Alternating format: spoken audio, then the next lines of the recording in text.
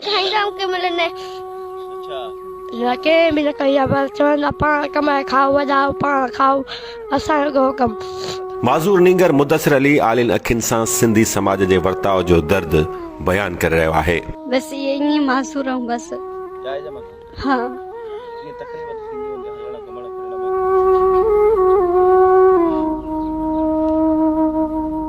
ये माज़ूर न्याणी पंहिंजी बीमारी जी तकलीफ़ ॿुधाए रही आहे। के मला खाऊं के मला वेलो वेहूं बस इन्हीं सुई पनाऊं। अच्छा माना यो हाणे स्कूल तहां हाणे न वेंदा न बस पैसा घटि थिया त बस किताब काढा वठ। ऐं हीअ अदड़ी खरबे रुपया बजट रखंदड़ सरकार जी बेहसीअ बाबति दर्द बयान करे थी। वो अबू भी असां पहुती बाबा में कोलारी आ। हालतूं गंभीर ज़रूर आहिनि। सरकारी समाज मुकमिल तौर बेहिस बणियल आहे ऐं कंहिंजो को आसरो बि नाहे। हा पर सिंध जी कंहिं कुंड में नव वजूद जीअर आहिनि, हिकु अमर जे आसरे ऐं ॿियो रब जे सहारे।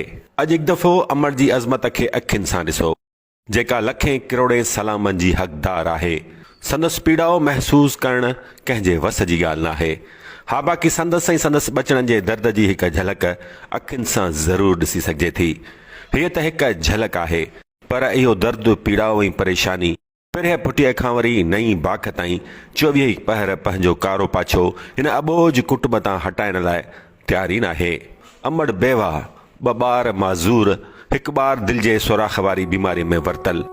नींगर नंढा पोरियो बि कनि त कीअं कनि जो घर जो कुझु सहारो बणजनि। बसि हीअ दिलेर अमड़ दबकियूं ऐं तॾा ठाहे दर्द जी तॾा वेड़ करण लाइ वस पई कंदी आहे।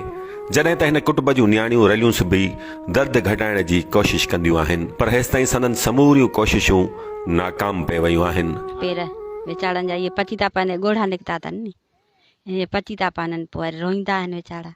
गुज़ार सफ़र में असांजो ॾाढो ॾुखियो आहे।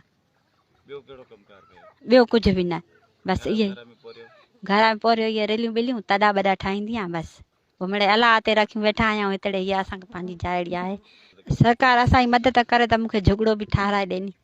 हा हे कोट बोट मुंहिंजा हे किरिया पिया आहिनि, का त मदद करे नी मूंसां। पीर ॻोठ वेझो ॻोठ ग़ुलाम अली शाह में बेवा औरत यासीन सोलंगी पंहिंजनि बचड़नि लाइ अकेलो सहारो बणियल आहे, जेका दबकियूं ऐं तॾा ठाहे न रुगो घर जो गाॾो गहले थी, पर संदसि 3 माज़ूर ऐं बीमार ॿारनि जे इलाज लाइ बि पंहिंजे लेखे पैसा गॾु करण जी कोशिश करे थी। पर पैसा आहिनि जेके गॾु थियण जो नालो ई नथा वठनि।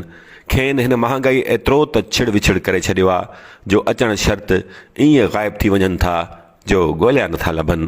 कॾहिं कॾहिं त ईअं बि थींदो आहे जो समूरो कुटुंब बुखुनि ते सुम्हण जी कोशिश कंदो आहे। यासीन सोलंगी जो वर ग़ुलाम रसूल सोलंगी दम जी तकलीफ़ सबबि 7 वरह अॻु लाॾाणो करे वियो, पर हिन बाहिमत नारीअ कंहिं आॾो हथु टंगण बदिरां पोरियो करे बचड़नि जो पेट गुज़र ऐं माज़ूर ॿारनि जो इलाज कराइण लाइ पोरियो शुरू कयो। सिंध अंदरि हज़ारें शायदि लखे माण्हू समाज ऐं सरकार तरफ़ां करार ॾिनल उन नाम निहाद पुरइसरार बीमारीअ में वरतल आहिनि, जंहिंजो इलाज हूंदे बि खेनि इलाज खां महरूम रखियो वियो आहे। उन्हनि मंझि ई ॿार बि शामिल आहिनि।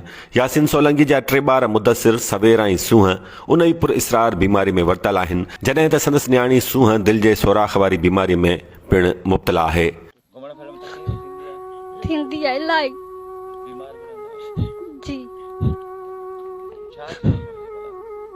बसि हाणे सरकार जेको असांखे ॾींदी त असां वठंदासीं, न ॾींदी त बसि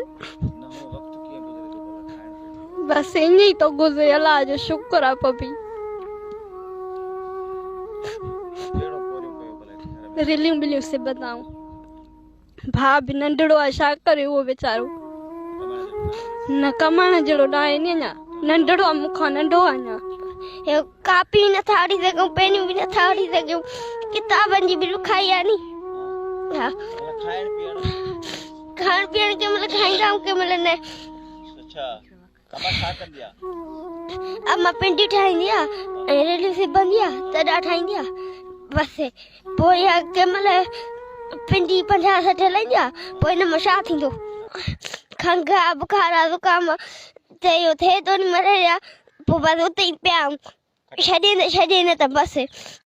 यासीन सोलंगी जी न्याणी सायरा खे पढ़ण जो वॾो शौक़ु हो, पर हूअ 5 दर्जा पढ़ी अॻिते पढ़ाई उन करे नथी जारी रखी सघे जो वटसि किताब कापियुनि लाइ पैसा न आहिनि। न बसि पैसा घटि थिया त बसि किताब काढा वठ, बसि न वेंदा आहियूं। तव्हां काए में पढ़ंदा आहियो? 5वीं क्लास में पढ़ंदा हुआसीं। पास कयो अथव 5?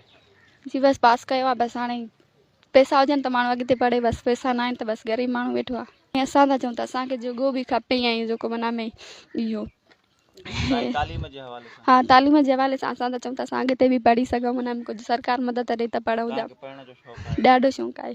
अच्छा, तव्हांजो शइ में किथे दाख़िला थी वञे? हाँ चवंदा किथे थी वञे बसि त पढ़ी वठूं।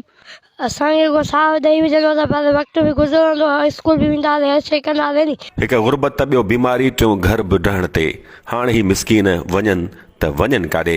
हिन अबोज कुटुंब जी कहाणी शायदि सिंध वासियुनि लाइ हिकु नंढड़ी आज़माइश आहे। पीरगोठ एतिरो परे न आहे जो सिंध ऐं सिंध वासियुनि जो दर्द महसूस कंदड़ को मसीहा मैदान ते न अचे ऐं हू यासीन सोलंगी ऐं संदसि ॿारनि जो बांह ॿेली न थिए। वेंदे वेंदे अमड़ यासीन सोलंगीअ खे हिकु दफ़ो ॿीहर लखें सलाम।